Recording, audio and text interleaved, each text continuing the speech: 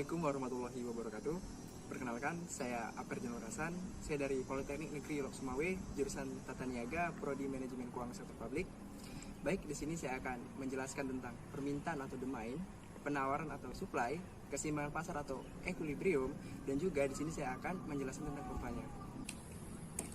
Nah, sebelum itu kita harus mengetahui apa itu permintaan, penawaran, keseimbangan pasar, dan juga bagaimana kurvanya. Permintaan atau demand adalah barang atau jasa yang ingin dan mampu dibeli oleh konsumen dalam tingkat harga dan waktu tertentu.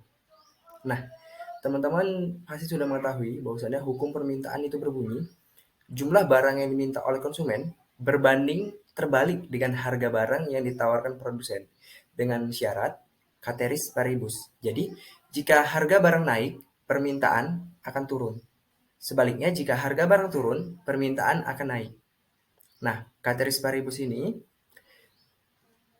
maksudnya adalah apabila hal-hal lain atau faktor-faktor lain itu dianggap tetap, misalkan pendapatan atau revenue dari si konsumen itu harus tetap, kemudian selera dari konsumen itu juga harus tetap, dan faktor-faktor lain yang mempengaruhi permintaan itu harus dianggap tetap sehingga hukum permintaan ini bisa berjalan. Nah, lanjut, kurva permintaan adalah kurva yang menghubungkan titik potong antara harga barang di sumbu P dan jumlah barang yang diminta di sumbu Q. Nah, kurva permintaan ini memiliki kemiringan atau gradien yang negatif. Nah, untuk persamaan fungsi permintaan, itu adalah QD sama dengan A dikurang B dikali P. Nah, QD ini adalah jumlah barang yang diminta. Nah, untuk keterangannya, P adalah harga, A adalah konstanta, B adalah koefisien, Q adalah jumlah barang. Nah, rumus untuk mencari fungsi permintaan yaitu Q dikurang Q1 per Q2 dikurang Q1 sama dengan P dikurang P1 per P2 dikurang P1. Nah, keterangannya, P adalah harga, P1 adalah harga mula-mula, P2 adalah harga setelah perubahan, Q1 adalah jumlah barang mula-mula, dan Q2 adalah jumlah barang setelah perubahan. Kita masuk ke dalam contoh. Dalam suatu pasar, diketahui saat harga pulpen Rp5.000, jumlah yang diminta adalah 400.000 unit, dan ketika ada kenaikan harga pulpen menjadi Rp15.000, maka jumlah yang diminta adalah 200.000 unit. Carilah fungsi permintaannya. Nah, diketahui P1-nya adalah Rp5.000, P2-nya adalah Rp15.000, Q1-nya adalah 400.000 unit, Q2-nya adalah 200.000 unit. Kita jawab, kita masukkan rumus mencari fungsi permintaan, Q dikurang Q1 per Q2 dikurang Q1 sama dengan P dikurang P1 per P2 dikurang P1. Q dikurang Q1-nya itu 400.000 per Q2-nya dikurang Q1, 200.000 dikurang 400.000 sama dengan P dikurang P1-nya 5.000 per P2 dikurang P1, 15.000 dikurang 5.000, Q dikurang 400.000 per 200.000 dikurang 400.000 itu minus 200.000 sama dengan P dikurang 500.000 per 15.000 dikurang 5.000 itu adalah hasilnya 10.000. Kita kali silang, 10.000 dikali Q adalah 10.000 Q, 10.000 dikali min 400.000 hasilnya adalah min 4 miliar sama dengan min 200.000 dikali min 5.000 itu adalah hasilnya positif 1 miliar, min 200.000 dikali P adalah min 200P. Lanjut, 10.000 Q sama dengan 1 miliar. Nah, min 4 miliar ini kita pindah ke sisi kanan berubah menjadi positif. Jadi kita jadi tambah 4 miliar dikurang 200.000 P.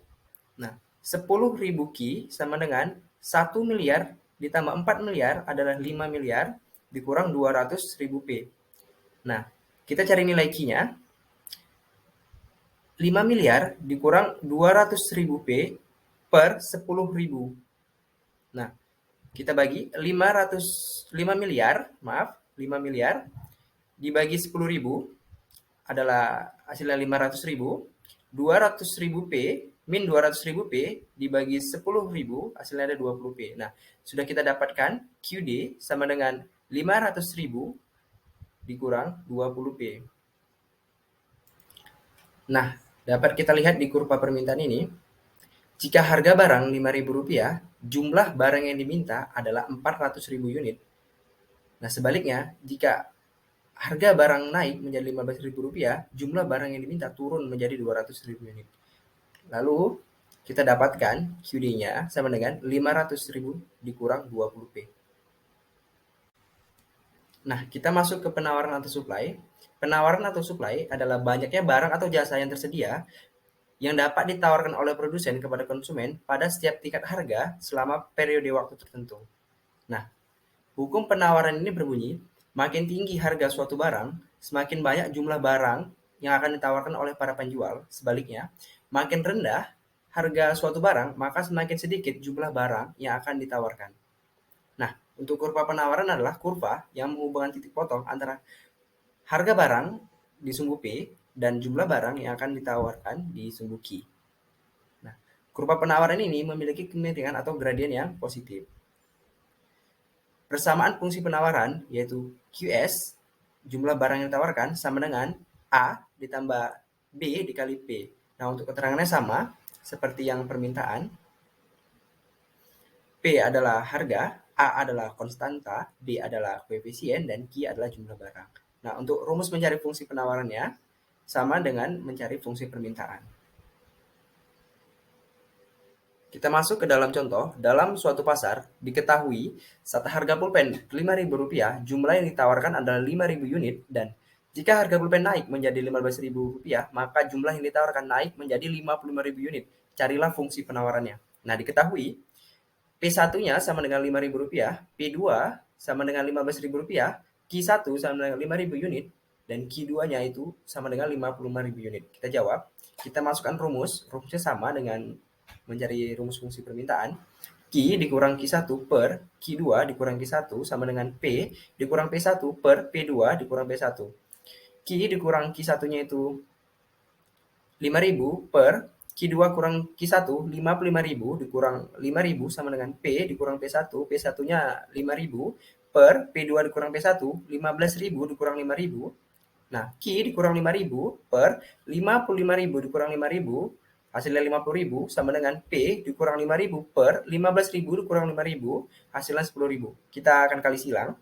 10.000 dikali Q, 10.000 Q, 10.000 dikali min 5.000, hasilnya min 50 juta sama dengan 50.000 dikali min 5.000, hasilnya min 250 juta. Nah, 5.000 dikali P sama dengan 50.000 P. Nah, lanjut. 10.000 Q sama dengan min 250 juta. Min 50 juta ini kita pindah ke sisi kanan berubah jadi positif. Jadi min 250 juta ditambah 50 juta ditambah 5.000 P. Nah, 10.000 Q sama dengan min 250 juta ditambah 50 juta itu hasilnya min 200 juta ditambah 50.000 P. Nah, kita cari nilai Q-nya. Q sama dengan min 200 juta ditambah 50.000 P per 10.000.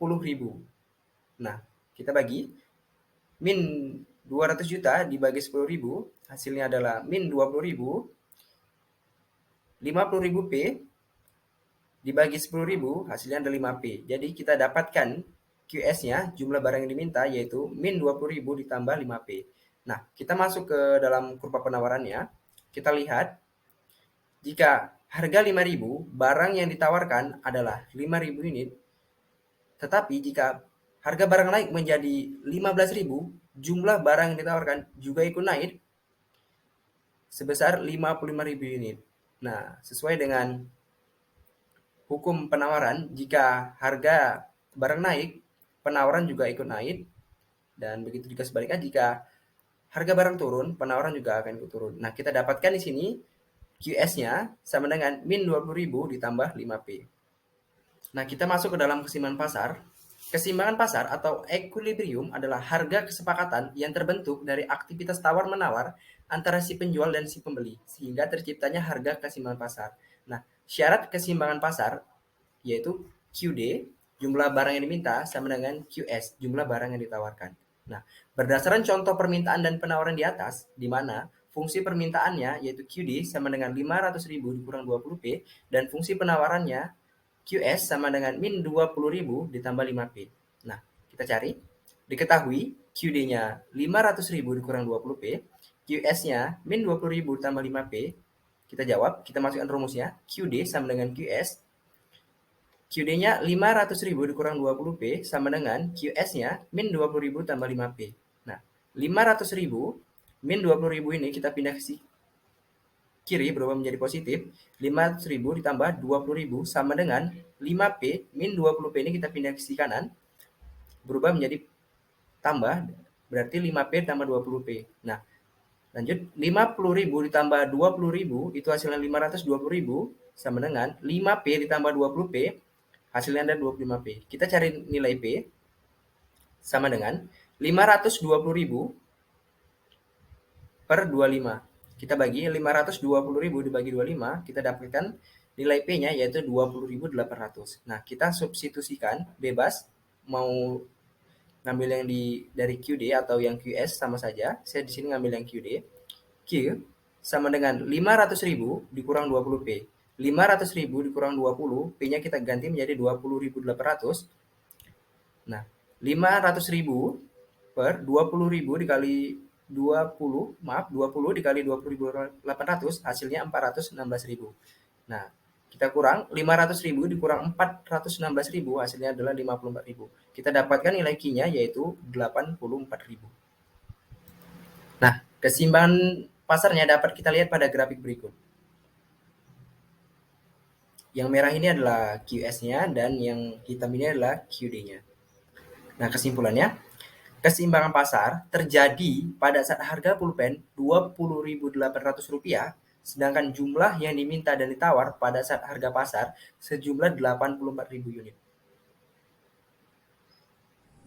Sekian penjelasan dari saya, semoga bermanfaat.